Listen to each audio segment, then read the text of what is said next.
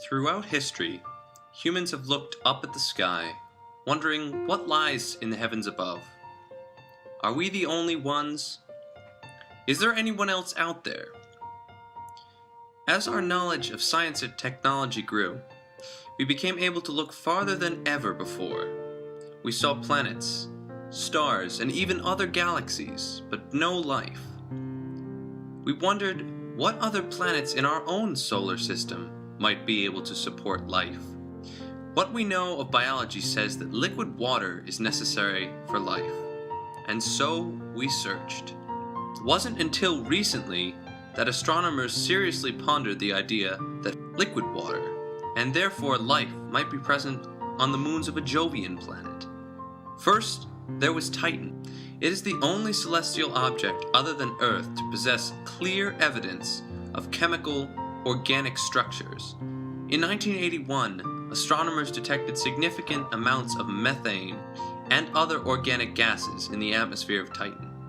Subsequent analyses and simulations suggest that even complex organic structures might form naturally on Titan as a result of the sun's energy. And then there is Europa. Europa, one of Jupiter's Galilean moons, has a thin atmosphere of oxygen and a surface primarily made of ice.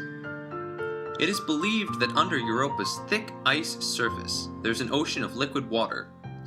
In 2013, astronomers have confirmed the existence of water plumes bursting from the ice. NASA has begun planning an expedition to Europa set for the mid-2020s in a venture to explore the frigid oceans beneath the surface. But there is one more moon that isn't mentioned as often: Enceladus. Enceladus orbits Saturn and is only a sixth largest of its moons. It's only a tenth the diameter of Titan, and very little was known about this moon until the Voyager flyby in the mid-1980s, and more recently, the Cassini flyby in 2005. Let's have a closer look at some of the physical properties of Enceladus. It lies on the second outermost ring of Saturn, the E ring, roughly 240,000 kilometers from Saturn. Enceladus has a diameter of around 500 kilometers, a size that is less than a third of Earth's moon, and could comfortably fit in Arizona. The icy surface of the moon renders it extremely cold, as the ice reflects around 90% of the sunlight directed towards it. This also makes it one of the brightest objects in the solar system. The average surface temperature on Enceladus is negative 200 degrees Celsius, with the lowest at negative 240, and the highest at a balmy negative 130. But the most striking feature of all is its water geysers. In 2005, several water geysers across the surface of Enceladus were spotted by Cassini. At first, astronomers were unsure whether the geysers were any indication of something significant.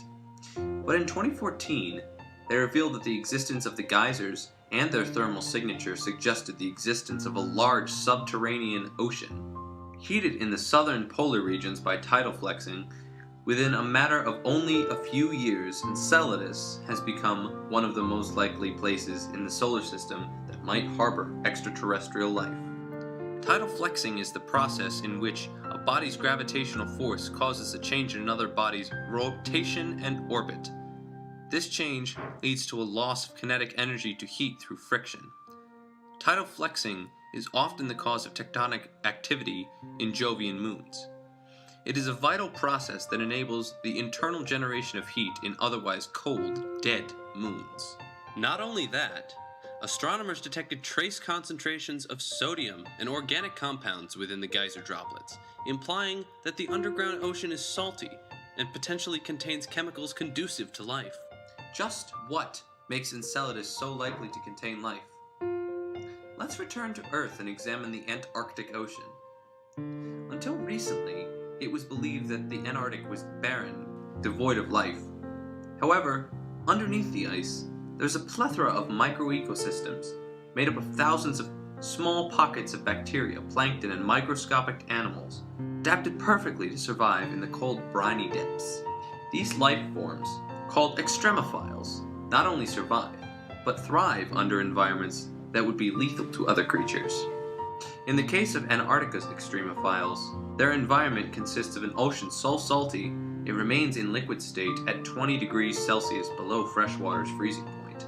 Within the extremophile family, cold-resistant organisms are called psychrophiles. The adaptations of these psychrophiles make them likely candidates for life outside of the habitable zone of our star. With that being said, the surface temperatures on Enceladus are too low for even these extremophiles to handle.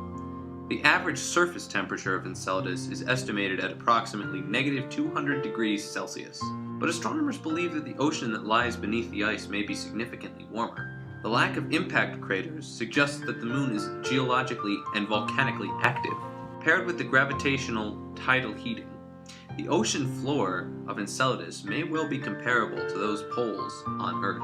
Given what we know, it is likely that extremophiles from Earth might actually be able to survive in the depths of Enceladus. The real question is, could life form independently from basic organic molecules on Enceladus?